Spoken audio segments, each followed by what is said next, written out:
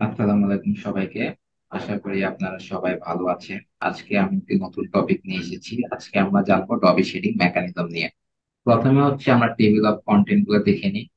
ডবি shading mechanism কেন বলা হয় সেটা জানবো, টাইপস জানবো, স্কোপ অফ ডবি জানবো। পরে হচ্ছে মেকানিজম, ওয়ার্কিং প্রিন্সিপল হচ্ছে মূলত। পরে হচ্ছে ডবি শেডিংটা কোন কোন জায়গায় ইউজ করা হয় সেটা জানবো। আপনার ডবি শেডিং কে ডবি শেডিং মেকানিজম কেন বলা হয়? ডবি শেডিং কে আপনার ডবি শেডিং মেকানিজম বলা হয় কারণ এখানে হচ্ছে ডবি মেশিনের উপরে আপনার ডবি নামে একটি ডিভাইস হচ্ছে ইউজ করা হয়। হ্যাঁ, এর জন্য হচ্ছে আপনার ডবি শেডিং কে ডবি শেডিং মেকানিজম বলা হয়। আর ডবি শেডিং এর মাধ্যমে আমরা হচ্ছে মূলত কমপ্লেক্স যে ডিজাইন গুলো আছে সেগুলো করে থাকি, যেগুলো হচ্ছে আমরা ট্যাপের রুমে করতে পারি না আর কি। হ্যাঁ, এই জন্য হচ্ছে আমরা ডবি শেডিং এ কমপ্লেক্স উইথ ডিজাইন গুলো করে থাকি।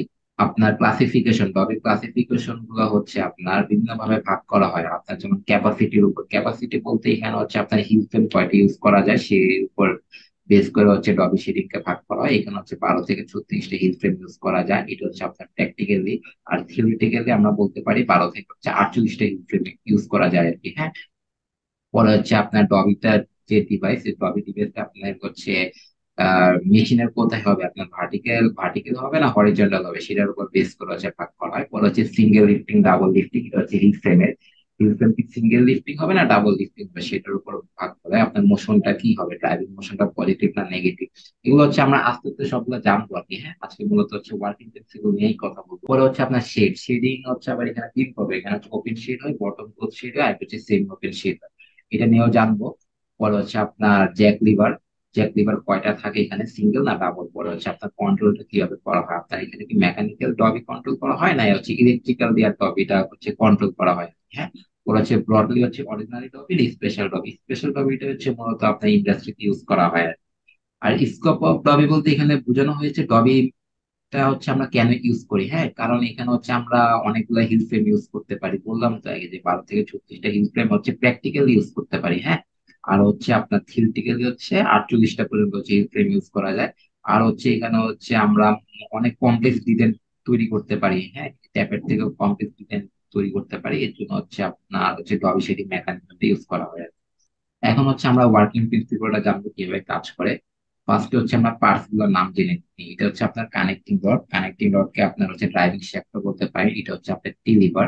এখানে যে হোলটা দেখতে পাচ্ছেন এটা হচ্ছে আপনার পিভট বা ফালক্রাম। হ্যাঁ, এটা হচ্ছে আপনার আপার নাইফ, এই কে ওয়ান হচ্ছে আপার নাইফ, কে টু হচ্ছে লোয়ার নাইফ, এটা হচ্ছে আপনার নিডেল, এটা হচ্ছে আপার হুক, এটা হচ্ছে লোয়ার হুক, এটা হচ্ছে আপনার এস লিভার। হ্যাঁ, আপনি বিভিন্ন জায়গায় হচ্ছে এখানে দেখবেন লিভারটা হচ্ছে অন্যরকম, এস শেপে না থেকে অন্য রকম থাকতে পারে, এটা হচ্ছে আপনার মেশিন টু মেশিন ভেরি করে। হ্যাঁ, পরে হচ্ছে এটা হচ্ছে আপনার বাল্ক লিভার, এটা হচ্ছে আপনার টিম্বাল লিভার। হ্যাঁ, এটা হচ্ছে আপনার লিঙ্ক, এটাকে আমরা সি লিঙ্ক বলতে পারি কারণ এটা হচ্ছে ইংলিশ সি অ্যালফাবেটের মতো অনেকটা, এই জন্য হচ্ছে আমরা সি লিঙ্ক বলতে পারি। এটা হচ্ছে আপনার আউটসাইড জ্যাক লিভার, এটা হচ্ছে আপনার ইনসাইড জ্যাক লিভার। আর এই আউটসাইড ইনসাইড জ্যাক লিভার সাথে হচ্ছে আপনার হিল ফ্রেম বা হিল শ্যাফট হচ্ছে অ্যাটাচ করা থাকে। আর হিল শ্যাফটের ভিতর হচ্ছে হিল ওয়্যার থাকে, হিল ওয়্যারের ভিতরে হচ্ছে আপনার হিল আই গুলা থাকে, এগুলো যে হোল গুলা দেখতে পাচ্ছেন এগুলো হচ্ছে হিল আই আর কি।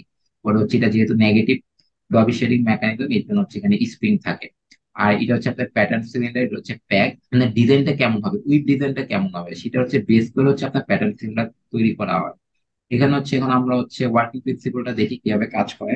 ফার্স্টে হচ্ছে আপনার মোশন কোথা থেকে আসবে, মোশন অবভিয়াসলি মোটর থেকে আসবে আপনার মোশন। হ্যাঁ, মোশন আসবে মোটর থেকে, মোটর থেকে পরে হচ্ছে মোশনটা যাবে আপনার মোটর পুলি, মোটর পুলির থেকে পরে হচ্ছে আমাদের মেশিনে আসবে, মেশিন পুলিতে আসবে।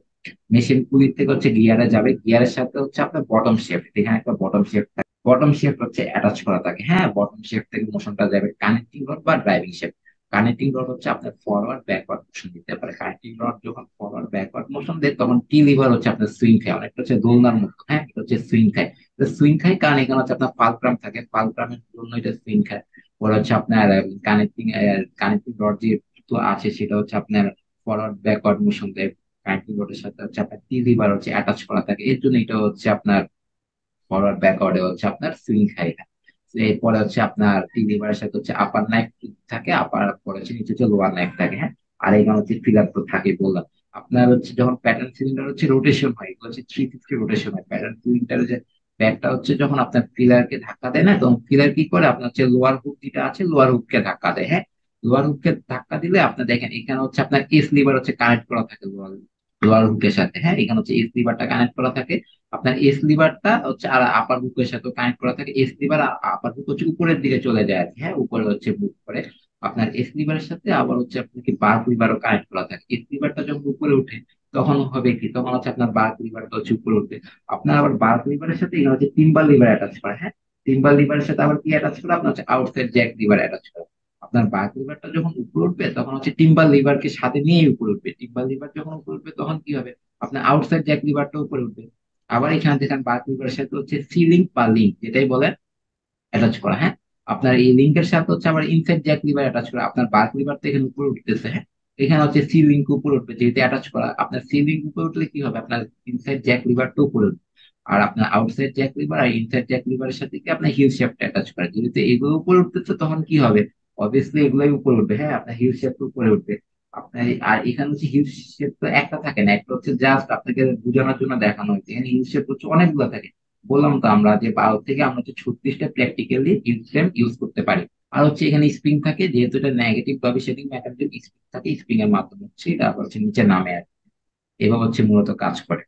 আর হচ্ছে কোথায় কোথায় ইউজ করা হয়, আমরা হচ্ছে কটন ইন্ডাস্ট্রিতে এটা হচ্ছে ইউজ করতে পারি।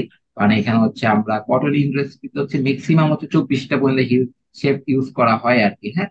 এটা হচ্ছে ভাগ আছে, এক এক জায়গায় ইন্ডাস্ট্রিতে এক এক রকম ইউজ করে। মোস্টলি হচ্ছে 16 থেকে 20টা হিল শেপ ইউজ করা হয়। ওটার মধ্যে মনে করেন আপনার হচ্ছে ডিজাইন কমপ্লিট হয়ে যায় আর কি। আর যদি আরো কমপ্লেক্স ডিজাইন তৈরি করতে হয় তখন হচ্ছে 36টা পর্যন্ত আমরা নেই। পরে হচ্ছে ডবির মাধ্যমে হচ্ছে আমরা হচ্ছে টুইল করতে পারি, শার্পনিং করতে পারি। আচ্ছা, সিম্পল ডিজাইন আমরা করতে পারি ডবির মাধ্যমে। আজকে এই পর্যন্তই। আর কারো কোনো কিছু বুঝতে প্রবলেম হলে কমেন্ট বক্সে অবশ্যই জানাবেন।